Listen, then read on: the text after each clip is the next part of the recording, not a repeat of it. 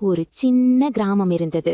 அந்த கிராமம் ரொம்ப அமைதியான சந்தோஷமான ஊர். அங்குள்ள குழந்தைகள் எல்லாம் பிஸ்கெட் ஸ்நாக்ஸ் சாப்பிட்டு விளையாடிக்கிட்டே இருப்பாங்க.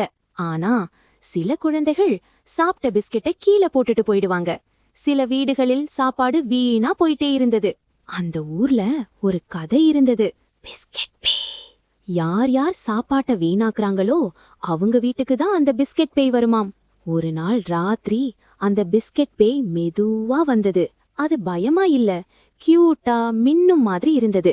சாப்பாடு வீணா போட்ட வீட்டுக்குள் போய் அங்கிருந்த எல்லா சாப்பாட்டையும் மாயமா எடுத்துட்டு போச்சு.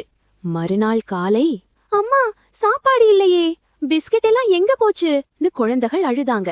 அப்போதான் எல்லாருக்கும் புரிஞ்சது, நாம சாப்பாட்ட வீணாக்கினா பிஸ்கெட் பேய் வருது. அந்த நாள்ல இருந்து யாரும் சாப்பாட்ட வீணாக்கல. எவ்வளவு தேவையோ அவ்வளவுதான் எடுத்தாங்க. மீதம் இருந்த சாப்பாட்ட பக்கத்து வீட்டுக்காரர்களுக்கு அன்போட பகிர்ந்தாங்க. நாளுக்கு நாள் அந்த ஊர் மாற ஆரம்பிச்சது. ஒரு நாள் பிஸ்கெட் பேய் வரவே இல்ல. ஏன்னா அந்த ஊர்ல யாருமே சாப்பாட்ட வீணாக்கல. பிஸ்கெட் பேய் கூட சந்தோஷமா சிரிச்சுக்கிட்டே மறைஞ்சு போயிடுச்சு.